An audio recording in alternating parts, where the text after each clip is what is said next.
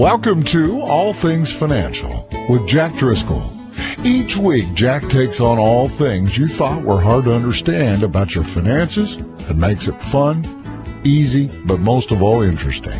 From insurance to the best way to save your money and squeeze the most out of the dollars you put aside for your rainy day. And now you have a friend in the money business. Here's your host, Jack Driscoll. Welcome back again, everyone, to another edition of All Things Financial. Again, I have a local financial planning and insurance brokerage firm on South Park Road in Bethel Park. And what I did was I wanted to come out and share in this show different things that I run across in my practice that I thought might help a lot of you viewers also and listeners on the radio. So today, what I wanted to do is continue a little bit with what I left off with last week. I was starting last week to talk about, first off, why we're so concerned as a general population if we have any money saved or invested in what's going on with the stock market. And we sometimes get so focused on that, we forget to take the opportunity to look at what's within our control. So what we're doing is worrying all about all these other things that are happening all over the world. And we're not worrying about things that we can control that have an even greater effect on our own financial future. For example, the question I would ask is, yeah, but are you saving enough or taking enough out of each paycheck, setting it aside for your own future? Well, nobody wants to hear that because that's painful. We'd rather talk about what's going on in the world. And I come back and say, wait a minute, the things that are within your control your destiny more than most things that are happening outside of your world that you don't have control over.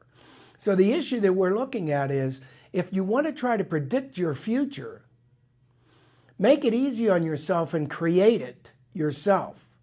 What that means is you look in advance, and this is the process that we call financial planning.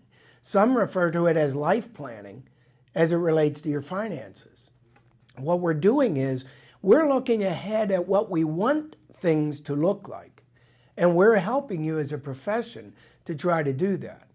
And then we look and see, where are we now? Where are we trying to get to over the next 10 or 20 or 30 years? And what if we keep doing the same things we're doing now, will it most likely lead us there? And then if we identify that that is not the case, we try to identify what changes would we need to make now, and then by habit continue, and then lead us down to a different road. And is that within our control? Well, folks, I just explained the process of financial planning. And it starts with, are you saving enough out of what you make every pay? Well, the answer for all of you listening as a rule is no. Might not be saving any of it. Why? Sometimes it's with lack of having a plan, or didn't have any better reason to, or no one's shown us how. So the process of financial planning gets us to stop in our busy lives, raising our kids, doing all the things we're doing, working all the time. Stop in little slivers of time, in appointments or our private time, and saying, where are we trying to go? And we're not saving anything out of our pay. And if we look at it, we might find out we could actually afford to do without. If I got $1,000 in a pay, I could probably afford to set aside $50 and not miss it every pay. Or 10%, $100. I might be able to live on the $900, you might say. So that sometimes is a revelation. And you say, you know what, though? That sounds so small of an amount, so insignificant. What impact could that possibly have on improving my future? But folks, when you do the math with help and we calculate a restructured plan of you helping save for yourself and your own future, what you run into is the concept of compounding is no different than you take a seed and you say, what's the difference if I throw this seed away? Well, for us in financial planning, a seed is $1. So you take the seed and you say, this seed is insignificant. But if you plant the seed, or let's say in this case, an acorn, you wait and nothing happens. So you give up. And that's what happens in financial planning. We set aside seeds or dollars for a while. We don't see any significant impact.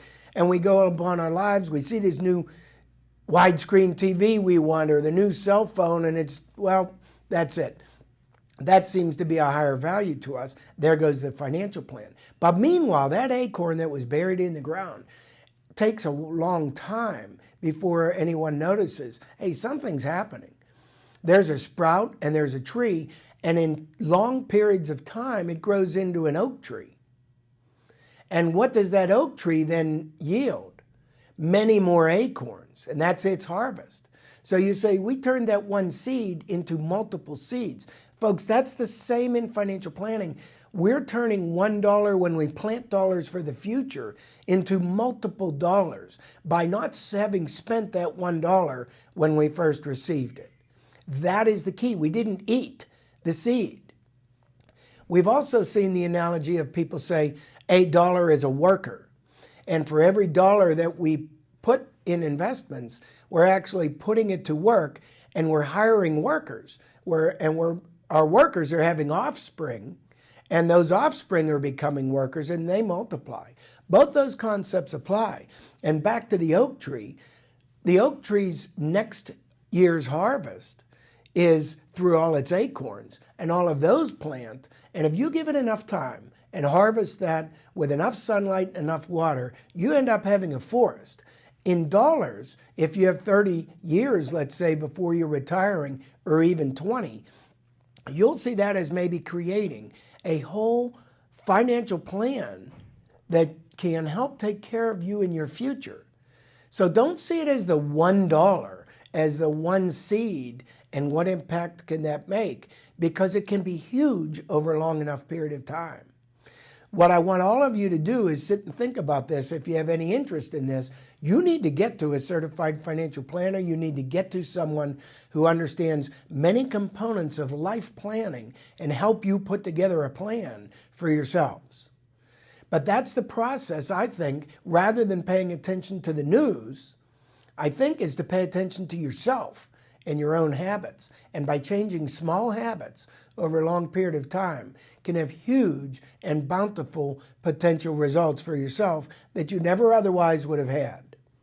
So that's what I wanted to share with you first. What is this whole process of financial planning? You know, when we get into this concept, I look at many different things, and I'll give you some examples. The first step in most people's lives when they start is either in their 401k plan or by starting on their own with maybe a financial advisor, might be in mutual funds. So those are the two that we normally see people saying, how do I start? And the answer to that is many times, get to a professional. Don't try to do this yourself. And I'll share that with you. You can do all of what I say yourself. Just like I could fix my car myself, but I'll probably crash it into a tree because the brakes will fail because I forgot something. So to me, some risks are not worth taking on by yourself. And this seems to be one of them, in my opinion. So I would consult a personally, I would say a certified financial planner, because you're helping yourself find someone who's well-versed and skilled and trained in a multitude of areas in finances. And then you go to them and you ask, how can I start a plan? I'm not saving anything. And the financial planner might be able to help share with you what I just did. Can you carve out $25 a pay or $100 or $50 or whatever? And sometimes you'll say, we can start something. And we can start small. So a lot of times the people ask me the questions, but I can't afford a financial planner. How do I know if I need a financial planner? How much are they? How expensive are they? I don't know that I need one yet. I don't have any money, you know, those kind of questions.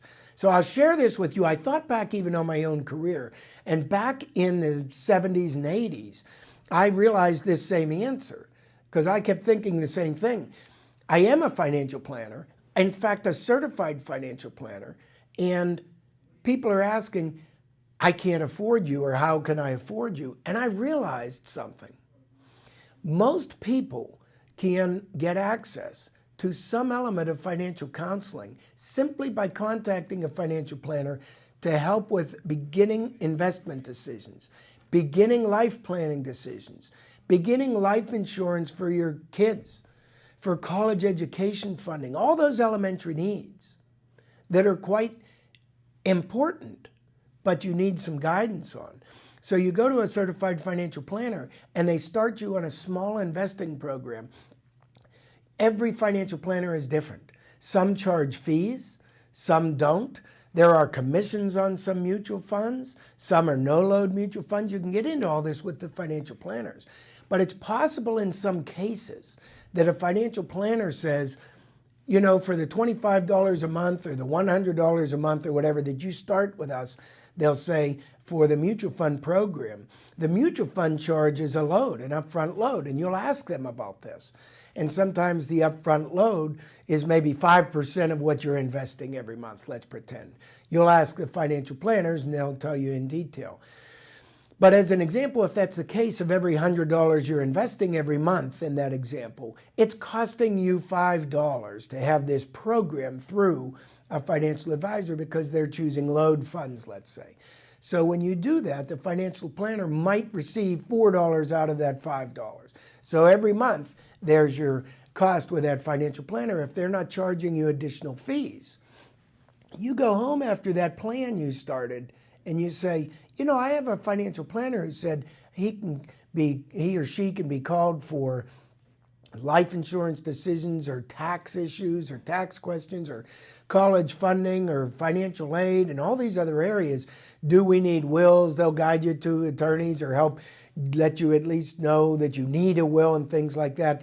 No financial planners typically can act on that. They're not legal professionals, they're financial professionals. But the overall guidance and helping guide you through your life, all for the cost of that, what? $4 a month or $5 a month that you've now engaged someone on your financial team. So inquire about this, folks. It's my position that every one of you can afford a financial planner. If you shop enough and find out how fees are charged and find one that fits your budget and suits your needs, that everyone should have a financial planner. And I think one of the biggest reasons most people are not using financial planners are they fear I can't afford one, or they'll laugh at me because I have no money, or I'm just starting, or I can't afford to save much. Nothing can be further from the truth. Everyone in the financial planning community is in it to help other people. So you interview, you go through multiple financial planners, you interview them. You find out which ones are trying to sell something to you versus which ones are trying to help you. And then you find out about the fees and costs, and lo and behold, I think you'll be pleasantly surprised. You've been able to afford one all along and have lived your lives without one with no benefit. So I'll give you a couple examples sometimes of what we run into in either our training or in our experiences that are an example of what you're missing out on. One of them is, I was at training last week. So I've been in business almost 40 years and I'm still in training. I was in training in Harrisburg and it was for different areas. And one of the areas that was brought up was, and I'm learning things new all the time, folks, and I won't pretend that I'm not. So I learned something last week. All the business owners I deal with, I look at them and in their businesses, they'll normally, for those of you business owners watching, pay attention to this, you'll exclude yourselves as a rule because your insurance agent will tell you to. They'll tell you the workers' compensation, you can, as an owner or an officer, exclude yourself from coverage and save money because the employer or the owner or the officers are not required to be covered on the workers' compensation, and you have health insurance anyway and disability income coverage anyway. Well, I'm here to share with you, hey, business owners, most of you do not have disability coverage, and I know that. Some of you do, but before you make the decision to elect out of workers' compensation coverage, you better look and see if you're hurt at work or at home. Do you have disability income protection? Because if you don't, Workers' compensation insurance provides that if you're hurt at work or a work-related injury, and that could be the cheapest form of protection to help keep you paying your mortgage that you could find. So don't be so quick to exclude yourself. Secondly, I learned in this course last week, they said, you know, these owners who are excluding themselves from workers' comp because their hospitalization covers them and they have disability income. Well, they gave the example of one business owner who hospitalization coverage excluded occupational illness. Oh my goodness. And it bankrupted that owner because he was excluded from his workers' compensation by choice. And here, when he had an occupational injury or illness, his hospitalization excluded all of his bills. He had multiple $1-million bills due to his injury from work. And folks, don't take this lightly. An office worker who's in a car accident related to business is an occupational injury. And if you're paralyzed for life, you're in the car, you think your car insurance will pay, you think your health insurance will pay. This course taught us in some cases neither will pay because it was work related. And this fella lost his business, lost his house, totally went bankrupt. So I, as a financial planner, now I'm equipped with information I didn't even have 2 weeks ago. So when you don't have a financial planner, you don't have someone on your team who is being trained full-time in all the areas of finance that you yourselves as individuals and business owners have to deal with. It's nice to have someone like me on your team, folks, and it's not as expensive as you think. Here's another example. I ran into a case a couple years ago where on a tax return, we were doing a tax return, and the issue on the tax return was this person used to work for a company, and the company stock went way down in value. It went down to about $2 a share from about $30 or $40 a share. Well, this employee had picked up shares all along his working years. So he had accumulated all these shares at around $30 to $32 a share. And then when the financial collapse hit in 07, 08, and 09, those shares broke to $2, but they didn't go to zero. So what he's doing, many of you know, you can declare losses on your income tax return up to as much as you have in capital gains, or if you have no offsetting capital gains, you can declare losses up to $3,000 a year against your ordinary income. Well, he had about $130,000 of losses. At $3,000, and he's 70 years old. At $3,000 a year, it's going to take a long time to claim all of those losses.